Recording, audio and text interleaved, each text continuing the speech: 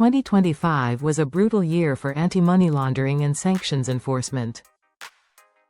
While total global fines were slightly lower than some previous peak years, enforcement actions became sharper, more targeted, and far more unforgiving, especially toward crypto firms and payment platforms.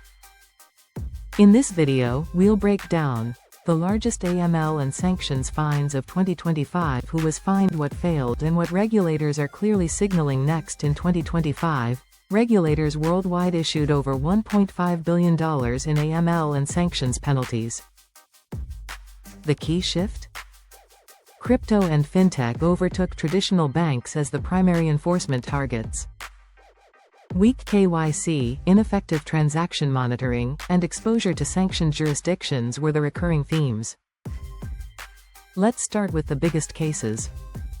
The largest single AML penalty of $504 million in 2025 was imposed on OKX.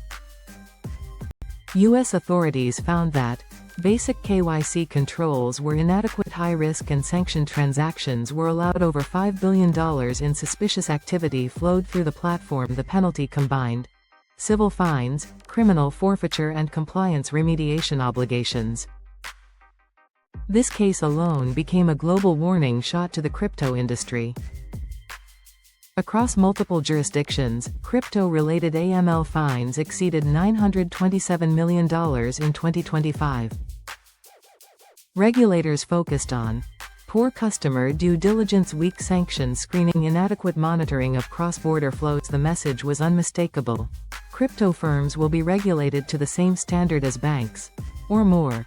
One of the UAE's largest ever AML penalties of $55 million was issued against a major exchange house. Authorities cited serious governance failures, ineffective AML frameworks, and weak risk assessment and monitoring. This enforcement action reflects the UAE's post-FATF grey list strategy: aggressive, visible enforcement to prove system maturity. Block Inc. Cash App was fined $40 million for inadequate customer identity verification and weak AML controls under U.S. Bank Secrecy Act rules. This case showed that consumer fintechs are no longer flying under the radar. Robinhood was fined $29.8 million by FINRA for insufficient AML oversight and delays in detecting and escalating suspicious activity. Even platforms branded as trading apps are now firmly in scope for AML enforcement. The largest pure sanctions penalty of $216 million in 2025 hit GVA Capital.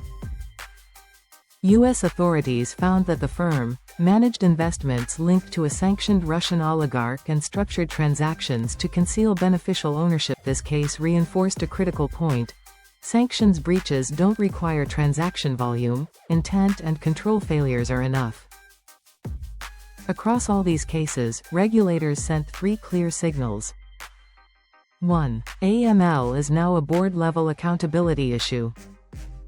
2. Crypto and fintech are enforcement priorities, not exceptions. 3. Sanctions breaches attract faster, harsher penalties than ever. Excuses like, "We're a tech company," or "We're still scaling," no longer work. 2025 proved that AML failures are expensive, sanctions breaches are career-ending, and regulators expect real controls, not policy documents. If you're in compliance, risk, or financial crime prevention, these cases are not history, they're your forward-looking risk indicators.